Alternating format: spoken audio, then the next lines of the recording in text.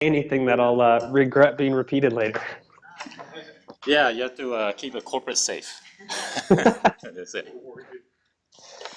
All right, thank you, Brad, for joining us for this call. Topic Yeah, for absolutely. yeah, topic for today is low carb diets and possibly some discussion about ketogenic diets.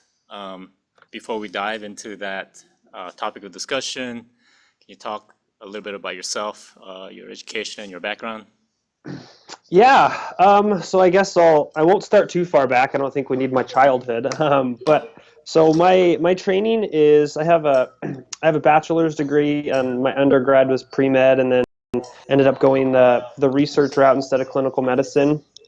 Got received both a master's and a PhD in exercise physiology, and my area of research has always been essentially this interaction between metabolism, exercise, and disease. And so now I'm wrapping up a fellowship that's working more on molecular mechanisms of disease and how metabolism and inflammation and environment all affect um, end organ complications from chronic diseases like obesity and diabetes. So Okay. that's kind of my background. Okay, thank you. First of all, can you define what a low carb diet is? Is it just simply not eating starches, or?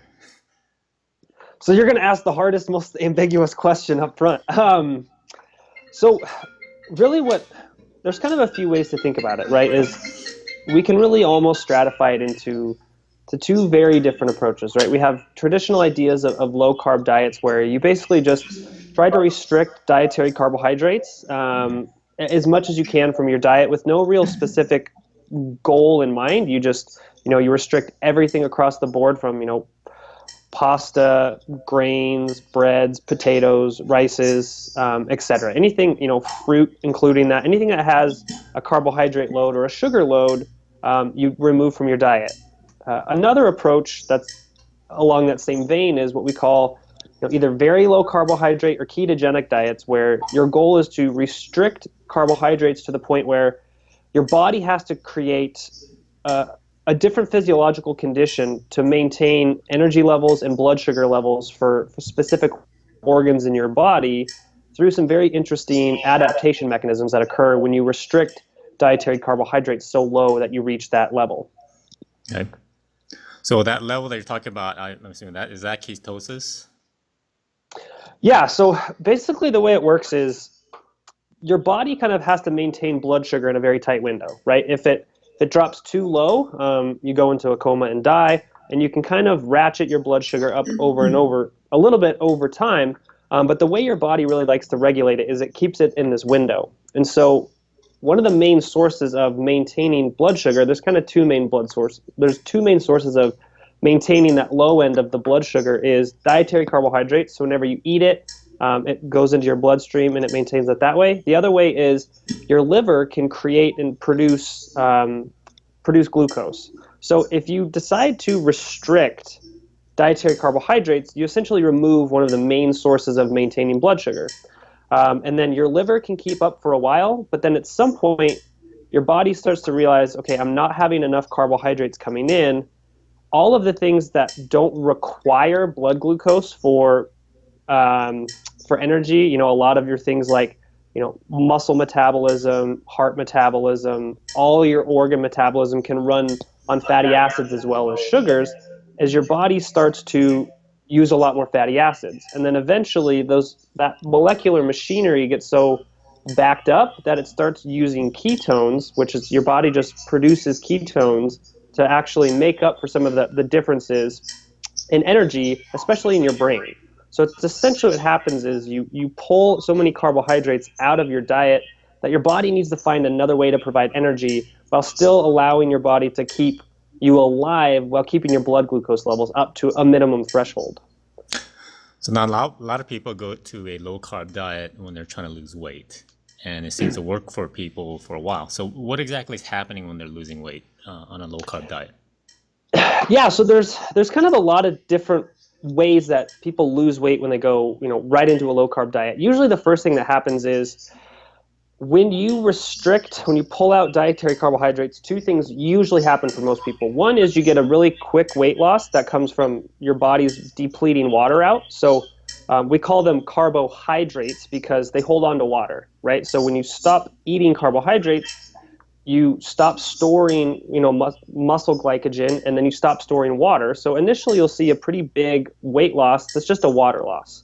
And then after that, what usually happens is most people, when they restrict out those dietary carbohydrates, they're not replacing them with, other foods, right? It's very rare that when people adopt a low carb diet in real life, if they, decide, okay, I'm going to stop eating bread, I'm going to stop eating pasta, and I'm going to stop eating potatoes, you usually don't then add in a whole bunch of other food that counteracts that. So you also start to see a lot of initial weight loss because people just immediately just remove a large food group and they're not really making up for it in a ton of calories elsewhere. So that's usually what happens initially. And then there's usually long-term changes that will happen, right? As you start to change your dietary habits and you've removed a lot of these carbohydrates, over months, you will start replacing a lot of those calories with other foods that you start consuming, right? You start finding higher fat foods that you add into your diet that kind of replace those calories. And so that's one of the mechanisms by which a lot of people will see kind of a quick drop and then it kind of plateaus. That's one of the main reasons that usually happens when we talk about just behavioral and normal kind of life diet standpoints. So if I'm hearing you correctly, there is no special hormonal thing that's going on that's making you burn off your body fat by restricting carbohydrates. No, so that's one of the things we read a lot of is, low carb diets have some specific advantage, right? They start making our body using more fat for fuel and you get hormonal changes and you get faster fat loss. So we've actually, as a scientific community, this was a really interesting question, right? If there really was some sort of magical capability of just restricting dietary carbohydrates that would actually be better for fat loss, it'd be great, right? We would have this really powerful tool to get a lot better health results and long-term results for people. And so we've studied this extensively, right? We've done studies where we basically put people in the equivalent of a jail in a hospital and control everything they eat, and we have not seen anything that supports this idea of that a low carb diet has any specific advantage over any other type of diet in terms of fat loss over short time windows, 6 days to a week to a month, and then along the longer term studies where we've looked at real world people living in years at a time, it also doesn't really appear to add any additional benefit. The one thing that we have learned from all of this research, probably 35, 40 years of research, is of all the diets we've tested, the single thing that stands out the most to all of us is dietary adherence, right? So if we take somebody who, is eating a very low carbohydrate diet and they are, not very adherent versus somebody who eats a really, really high carbohydrate diet and they're super adherent to the diet, the person who eats the really high carbohydrate diet will lose, 15 to 20 pounds, whereas the person on the low carb diet may not lose any, may gain 2 pounds, may lose 2 pounds. So when we really talk about all the, the different dietary pieces out there, is the adherence piece really appears to be the primary driving factor in, hundreds of research studies that we've actually done. Okay. So that's what happens when you control exactly what people eat. But in, let's say, free living people, I thought I saw a study where people on a low carb diet initially lost more weight. I think it was a fairly short time window, maybe 6 months, something like that. What accounts for that at least short-term better success of low carb? Yeah, so that was kind of, I touched on this a little bit earlier, but when we take, free living people and we kind of just assign them anything, a lot of times what happens is, just like we talked about, right? If you take somebody and you give them kind of just a low carb diet compared to another diet, when they restrict out those dietary carbohydrates, at least initially over that first, 4 to 6 month window, they usually don't replace a lot of those calories, right? They're just adopting this new diet. They don't have as many choices. They haven't really figured out how to cook. They haven't figured out how to change all of their planning and things like that. And if you look at what really explains all of that weight difference is it's just a reduction in calories from a drastic change in lifestyle, right? So, I mean, if my breakfast right now typically was, some fruit, a bowl of cereal, and a couple eggs in the morning, most people, they'd probably, stop eating the fruit, stop eating the cereal, and eat two more eggs. So you're restricting out probably 300 or 400 calories and adding back, maybe 150 calories.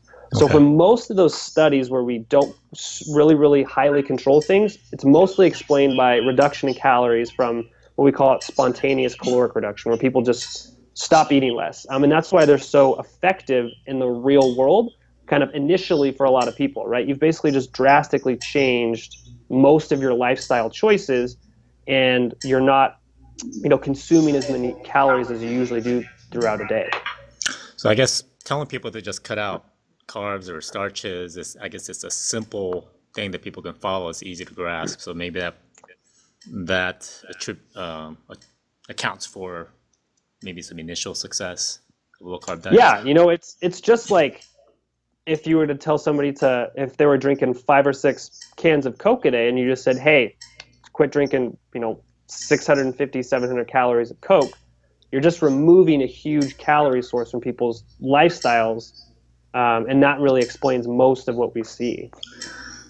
So what you're telling me is kind of disappointing in some respects, because there's been times when I thought, there's some magical ratio between protein, carbs, and fats. Like Zone Diet was a big proponent of 40-30-30 combination that was supposedly optimal for, health and fat loss. But you seem to be saying that's not the case.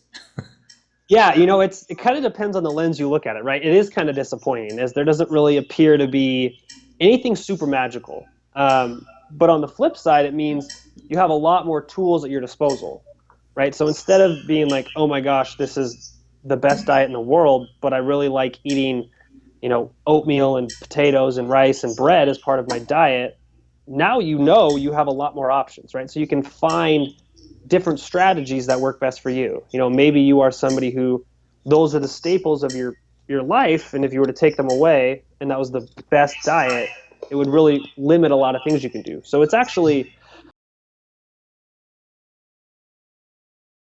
is now you have a lot more options and you can be a lot more successful while still maintaining some sort of semblance of living your own life, right? I mean, you're not going to be, out at dinner and there's a basket of bread, and nobody's going to stab you in the hand if you reach for the bread because you're on a low carb diet, right? Like, you can still enjoy some of those things. Right.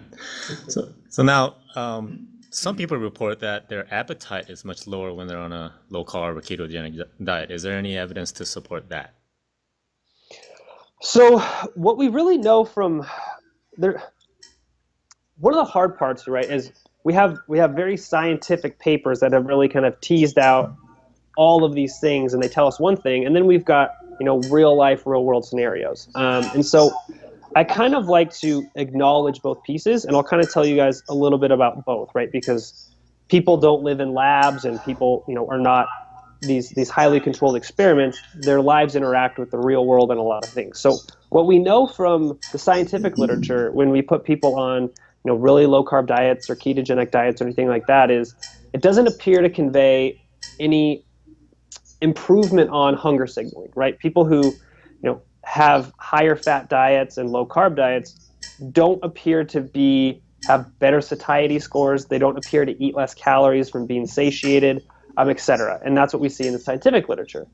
Now, I think what happens a lot of times in the real world scenario is a lot of the foods people consume when they're eating, a very low carb, higher fat ketogenic diet is, think about the types of foods people are going to be eating, right?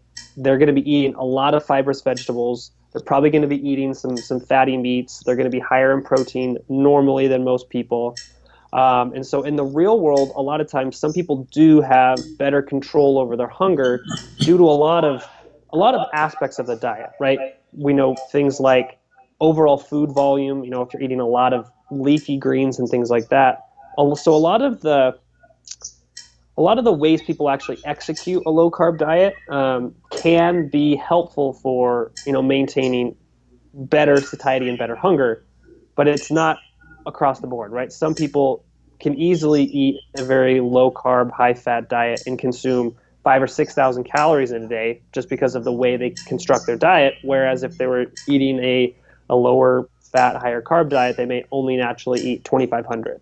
So there are, in the real world, in some cases, people do have better hunger signaling, but it doesn't appear to be a magical property of, eating low carb, high fat, or anything that comes out of, super low carb and ketogenic diets. So when people embark on a low carb diet, like you mentioned, they may be eating more like fatty meats and things like that. Could that be the confounding variable that maybe they're eating more protein, therefore they're not as hungry, rather than it being low carb? Yeah, that is usually one of the things we see as people start, they can't really think of anything else to eat, so they just eat larger protein servings. Or they have, higher fat contents in their meals that actually is higher calorie per meal, so they feel a little bit more satiated. So that's one of the mechanisms by which a lot of people may actually see improved hunger signaling. Okay. Switching topic, kind of switching gears slightly. Let's say someone's interested in athletic performance. He's a weekend warrior, but he wants to lose a few pounds. What is the effect of a low carb diet kind of do to that person? So it really kind of depends on what your athletic endeavor is, right? So when we talk about performance, we can really think about it in a few ways, right? If you're somebody you're an endurance sport athlete, so you're somebody who wants to go out and ride your bike 100 miles, or you want to run a half marathon, and you're like me, you run a very slow mile pace. You can actually do fairly well with eating lower carbohydrate diets, right? Your body is very adaptive, and if you start to learn to train on lower carbohydrate diets, and your intensity levels are fairly low to moderate, and it's more of high volume stuff, you can totally get away with it, at least in most people's cases. Now, if you're somebody who's doing more high intensity sports, like if you play in a rec league basketball where you're doing a lot of sprinting, if you are running marathons or half marathons, at a 6-minute mile pace, if you're doing, triathlons and you're a fairly fast person, anything that's really operating above about 70% of maximum capacity, you really start to see impairments in your overall performance, because just the way the body utilizes fat versus carbohydrates during exercise, that's kind of 70 to 80% is a lot of the times where the threshold is of you just can't get enough oomph in the engine on a low carb diet, because you just don't have the dietary components to actually use for fuel. Your molecular machinery in your muscles has changed a little bit from your overall diet. That kind of hinders some of that. So it's kind of one of those things, depending on what kind of athlete you are, you can use a low carb diet really effectively, or it can be a real disaster. It just really depends on where you fall in that high intensity versus low intensity training or performing or anything like that. Okay, so another diet that's been kind of popular in the last couple of years, along with the popularity of CrossFit, is paleo diets. And typically, the way people execute the paleo diet tends to be fairly low carb. What is the reasoning behind it? It seemed like, did people really not eat carbohydrates back in the old days, in caveman days? So the real story of the paleo diet is they ate what was around, right? So if you take pockets of human civilization, depending on where they were, they ate was in their surroundings. So some we'll call them ancestral societies they did eat a very low carbohydrate, high fat diet, right? Because they lived in more desert-like conditions. Most of their food was livestock, and that's all they had to eat. Other people lived in places where there was a lot of foraging, there was a lot of starches available, there was some grains, wild grains that they ate, and they had a very high starch diet. So I think the idea of the paleo diet being low carb is not true, right? We know that there's so much evidence to suggest it was really just they ate what they could. But the concepts from it that we can actually use that are really powerful are our genome and who we are as people was kind of forged in a much different place than we are now. And a lot of the main concepts that kind of optimize human health we can kind of use, right? We know that being in a a state of caloric excess is really not good for our health long term, right? As we've seen, obesity causes a lot of chronic health issues. The other key piece is physical activity, right? Most of our ancestors and the way our physiology is optimized is by being more physically active. And since we're not physically active, we see a lot of the detriment. So I think the most accurate way to view, the paleo diet is, what is our genome? What has it been created from? In what types of environments has it been adapted to fit? And how does our current environment really play against that, right? So most of it is physical activity levels, the overall calorie consumption, and a lot of the different ways we get our food. That's really the way to view it, is the idea of a paleo diet being one very specific set of nutritional principles is probably too myopic and not super accurate. Okay. Well, for a moment, I'm going to ask you to maybe step out of your academic shoes and kind of make an educated guess. But a lot of people who go on a low-carb diet report feeling great, or they feel like this mental clarity. What exactly is going on there? I mean, has that been studied at all? I don't have a great answer for you. I think a lot of it is, I think there's a placebo effect, right? I think a lot of it is people hear that's what happens, and so we all have confirmation bias and we see what we're looking for. I think that's a piece of it. I think a lot of it is, you just start to remove a lot of the foods that kind of will cause big blood sugar spikes and crashes. People start to become more active. People start to do a lot of things that all point towards that.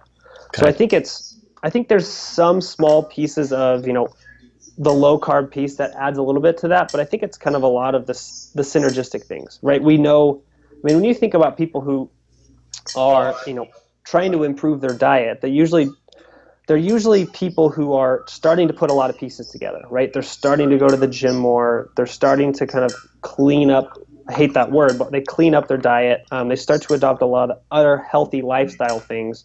And it all kind of adds together. That would be what I would think explains a big piece of it. But there may be some additional piece that's very specific to, going low carbohydrate that does that. But I don't know of anything that would support that claim at this point. There was someone who had a theory, and to me it kind of made sense. I don't know if it can be proven, but that going low carb actually stresses your body, and therefore it's like a stress response that some people misinterpret that stress and nervousness as a kind of a boost or a high. I don't know if that makes any sense. It could be. Yeah, that's a great question. We should get some grad students to study that. Let's see. We got like 5 minutes left. I want to see if there's any questions from our group. Does anyone here have any questions regarding low carb diet, or ask any questions about like past experiences or friends? I have a question, I guess, in regards to time of day. When I used to work out with a trainer, he would always tell me no carbs after 4. Does it really make a difference on the time of day? Like if you stop eating, your carbs after a certain time? Did you hear the question? Yeah. So it was basic. The question said, should you not eat carbs at a certain point after the day? There's nothing that supports that idea that we've seen in any of the scientific papers, right? That was a really interesting question, because we know, hormonal variations throughout the day and hormonal variations at night. But none of the information that we've done from really well conducted studies suggests that. If there is some theories and some data to support that, having carbohydrates before bed for some people might actually be beneficial. So there's really the Oprah Winfrey, don't eat carbs after 6 rule has pretty much been put to rest, and there's no data to support that idea. So you're totally safe eating carbohydrates after 4 p.m. Of course, there's guys like John Kiefer who says you should eat carbs only after sunset. So there's the opposite tack as well. Yeah, there's no compelling data to suggest that's true. I think if there was any effect, even in like very specific people in very specific cases, it would be almost unobservable and not really super meaningful. Okay. Any more questions? Yes. Hey. Is there any danger or drawback to being like a low carb for a long time? You know, a lot of it really depends on the overall context. So most people can function on a low carb diet. You know, if you're somebody who's, you know, not super active, you're just trying to control calories, and it's something that you can maintain and is good, that you enjoy the food choices. There's really no long-term detriments as long as you don't have any major nutrient deficiencies. So as long as you make sure, you know, you're getting a lot of your vitamins and minerals and stuff that a lot of us get from fortified products, just because, you know, we don't have a lot of folate in a lot of things that, you know, eating some of the fortified things does help with. So as long as you're not nutrient deficient and you're not really somebody who's over exercising or doing a lot of things like that, there doesn't appear to be any, you know, detriment to doing them long term. Okay. You might just find after, you know, 3 or 4 years you get tired of it and you want to change, but that's something else. But there's no harm. You're not going to fall over dead one day from lack of carbohydrates at some point. Okay. Any other questions? I guess one last question in regards to carb load right before like a half marathon or something. I mean, does that really make a difference if you load up for a race or something right before the night before? There's been probably 5 or 6 really good research studies, and they're kind of split down the middle, right? 2 or 3 of them show it's beneficial, 2 or 3 of them show it isn't. The one thing we do know is going into those events like with a full tank is pretty essential, right? So if you're kind of somebody who is low carb most of the time and your tank's kind of half full, then carb loading ahead of your race is going to be super beneficial. But if you're somebody who's, you know, pretty well fed all the time and is eating plenty of carbohydrates, going above and beyond is not going to really do a whole lot for you. Some of the arguments against it is when you really talk about things like marathons, Ironmans, triathlons, the biggest reasons people don't do well or don't finish is GI distress, right? So gastrointestinal stuff. So a lot of people, if they, you know, have a huge carb load meal the day before, the day of the race, they're going to have a lot of GI issues, and that's going to be the detriment, right? That's probably, you know, not finishing the race because of a GI issue is probably a bigger concern than the extra 30 seconds you might, you know, get on the race. So a lot of it's just make sure you go in well fed. Carb loading isn't essential, but it also doesn't really appear to be super detrimental as long as a lot of those GI issues are taken care of. Okay. Any more questions? Okay, so if I may sum up real quickly. Yeah. The reason the low carb diets work for a lot of people is because it allows them to reduce their caloric intake. And yes, that's basically it. So let's say that someone decides that they want to do a low carb diet. What are some recommendations to do it in a healthy way? Is there a right way or wrong way? You know, I think the right way would be kind of just, you know, view it as a tool, right? It's something that you can use. It can be effective. Know that there's things to think about as you go through it, right?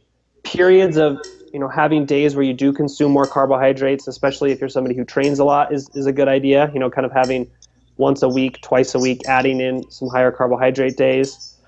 Trying to not develop mentalities of food groups are bad, right? Just kind of realize, okay, I'm using a low carb diet because removing this food group allows me to lower my caloric intake. But if I decide to add them back in, it's not a horrible thing. So I think, you know, one of the biggest things we find is how you view your diet is super important for how successful you are long term. So kind of the relationship you set up with your foods is really key. So if you're going to adopt a low carb diet, just kind of realize it's a tool. I'm restricting these out mostly based on calories. It's a good way to control calories, and I can function with it. But if I need to add them back in at certain points, I can, and I'll be fine. Yeah, I guess what I was kind of going with that is that some people tend to have some issues with their blood work once they go on a Mm-hmm. low carb diet. You know, they start drinking that buttered coffee and start eating more bacon, you know. And so, I mean, is there a healthier way to eat more fats rather than butter, let's say, or coconut oil is another popular high fat? Yeah, so source? probably some of the healthier ways to do it is just kind of replace some of those carbohydrates with healthy sources of fat, right? You can, choose meats that are, a little bit more marbled. You can add in almonds, avocados, salad dressings with olive oil. Things like that, kind of adding in more whole food style fats is going to be a lot more beneficial than, drinking 4 tablespoons of coconut oil, or adding a half a pat of butter in your coffee. That's basically just empty calories, because you're not really getting a lot of satiating effect from eating a mixed meal. So I would say those are some of the things that you'd want to kind of key in on. Okay. I think that's a good note to end on. Thank you so Awesome. much, Brad, for joining me today, and that was very, very informative. And have a great rest of your day. Thanks so much. Yeah, it was a pleasure. Thank you guys for taking your lunch hour out. Actually, it's past our lunch. Oh, so you got an extra break from work. That's even Yeah. better. Now we're gonna fall asleep. Thank you. Thanks so much. All right.